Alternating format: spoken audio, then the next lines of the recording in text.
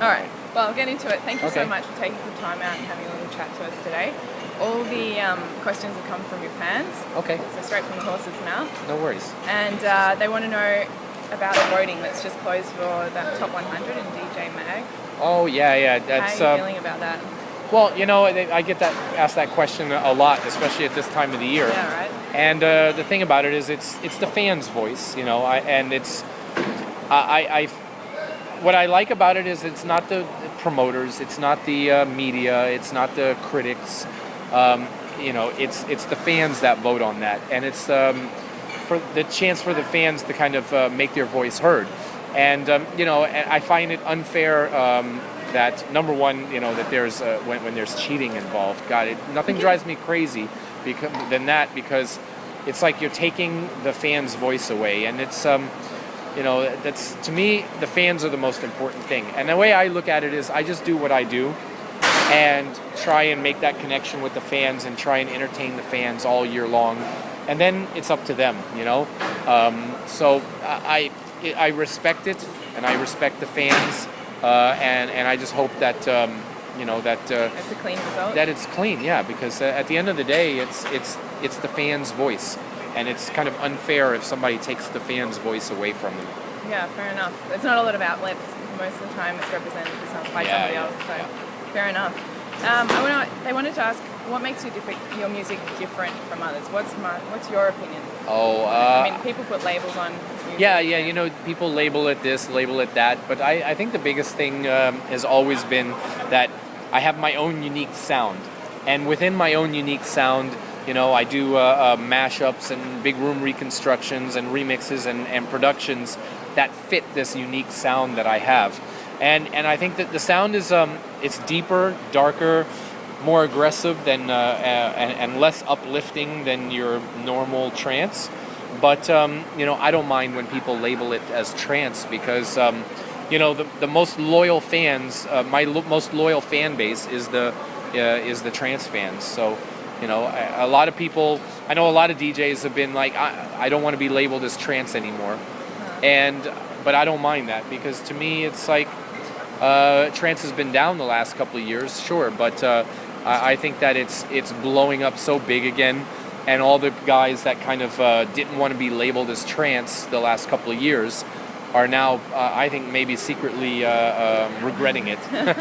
Wanting to get a bit of a piece of the action, Yeah. right? I've never really, that's the thing, I've never really put much thought into what my label is. I've always just did my thing.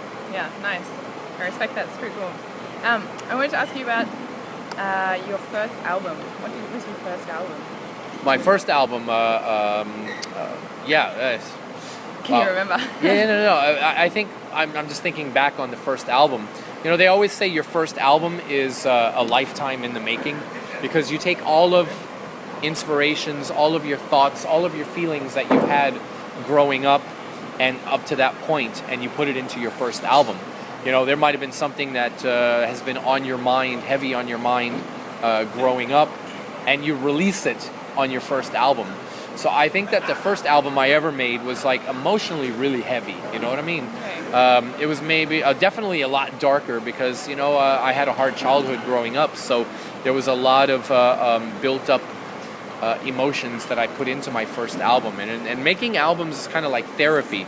My second album was a little bit more uplifting, not uplifting, but maybe a little bit more optimistic. And then Do You Dream was like totally more optimistic, Nice. And now we've gone past that, and now we're at Scream, which is like, I think that album, the Scream album, has more confidence, I think, than the previous three. Okay. I think that's the big thing. If you look at on my albums as I progressed, my personality, it's like there's more confidence in Scream than any of the previous ones. Why did you choose Scream as your album title? Well, each track I tried to imagine in my DJ sets. And when I was trying to describe it as like the songs, I'd be like, listen, I want each song to sound like it's being played from the top of a mountain and screaming out, So that was kind of the working title, and the working title just kind of stuck, And then the funny thing is, I think the moment that we all knew that the name of the album was going to be Scream was when we did the photo shoot. And we were doing the photo shoot for like 3-4 hours. And then just out of the blue, I just like screamed. I just, like that. Let it out, yeah. That one picture, it's the only picture out of the entire photo shoot where I'm screaming like that. And when we were looking through it, we saw the picture that's on the album cover, and we were like, that's the album cover. And it was just ironic because the working title had been Scream this whole time. That's amazing. You know, so it was like the universe kind of like guided me on naming the album Scream, I think. It all lines up, doesn't it? Yeah, it does. It does. I always say the universe will guide you if you just listen. You just have to have an open mind, open ears, and listen. Yeah, right. I was going to ask you, is there a song on your disc that makes you, that gives you goosebumps when you play it? When I play it, well, you know what? Digital Madness still is a special track for me. I don't know what it is about Digital Madness. I don't know if it's the old school sounding melody or the build-ups in it, or in the big crescendo in the middle where the snare drums sound like, people, just like 1,000 people banging on trash cans. But it sounds amazing live, and I always get a rush when I play Digital Madness. But every single track has its own unique story, but Digital Madness is one of the tracks that when I stand up on stage and I play it, I'm like, yeah, You're on the mountain. Yeah, I'm on the mountain screaming out, exactly. Yeah, nice.